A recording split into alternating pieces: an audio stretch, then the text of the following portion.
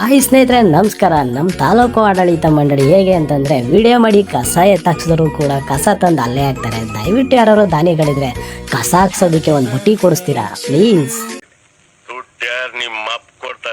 ಸ್ನೇಹಿತರೆ ನಮಸ್ಕಾರ. ಕೆಲವು ದಿನಗಳ ಹಿಂದಷ್ಟೇ ನಾನು ವಿಡಿಯೋ ಮಾಡೋಕ್ಕಿದ್ದೆ. ಏನು ನಮ್ಮ ಟಿ ನರಸೀಪುರ ತಾಲೂಕಿನ ತಾಲೂಕು ಆಫೀಸ್ ಕಚೇರಿಯ ಮುಂದೆಗಡೆ ಇರತಕ್ಕಂಥ ಉದ್ಯಾನವನ ಹದಗೆಟ್ಟಿತ್ತು, ಅಂದರೆ ಕಾಡು ರೀತಿ ಪರಿವರ್ತನೆ ಆಗಿತ್ತು. ಸೊ ನಾನು ಇದನ್ನು ವಿಡಿಯೋ ಮಾಡಾಕಿದೆ. ಈ ವಿಡಿಯೋ ಬಂದು ವೈರಲ್ ಆಗಿತ್ತು. ಸ್ನೇಹಿತರೆ, ಈ ವೈರಲ್ ಆಗೋದಕ್ಕೆ ಕಾರಣ ನೀವು, ಯಾಕಂದರೆ ನೀವು ಸಪೋರ್ಟ್ ಮಾಡಲಿಲ್ಲ ಅಂದರೆ ಈ ಥರ ಸ್ವಚ್ಛತೆ ಆಗ್ತಿರ್ಲಿಲ್ಲ. ಯಾಕಂದರೆ ನೀವು ಸಪೋರ್ಟ್ ಮಾಡಿದ್ರೆ ಮಾತ್ರ ಈ ಥರ ಸ್ವಚ್ಛತೆ ಆಗೋದು. ಯಾಕಂದರೆ ವೈರಲ್ ಮಾಡೋದು ನೀವು, ಅದಕ್ಕೆ ಕಮೆಂಟ್ ಮಾಡೋದು ನೀವು. ಸೊ ಏನಿದ್ರು ಇದು ನಿಮಗೆ ಸೇರ್ಬೇಕು ಅಷ್ಟೇ. ಯಾಕಂದರೆ ನಾವು ಇಲ್ಲಿ ಕೆಲಸ ಆಗಿಲ್ಲ ಅನ್ನೋದನ್ನ ವಿಡಿಯೋ ಮಾಡಾಕ್ತೀವಿ ಸ್ನೇಹಿತರೆ. ಇದನ್ನ ಮುಂದಕ್ಕೆ ತಗೊಂಡೋಗೋರು ನೀವು. ಹಾಗಾಗಿ ನಿಮಗೆ ನಾನು ಫಸ್ಟ್ ಕೃತಜ್ಞತೆ ಸಲ್ಲಿಸ್ತೀನಿ ಸ್ನೇಹಿತರೆ. ಒಂದು 100ಕ್ಕೆ ಒಂದು 60% ಕೆಲಸ ಮಾಡಿದ್ದಾರೆ.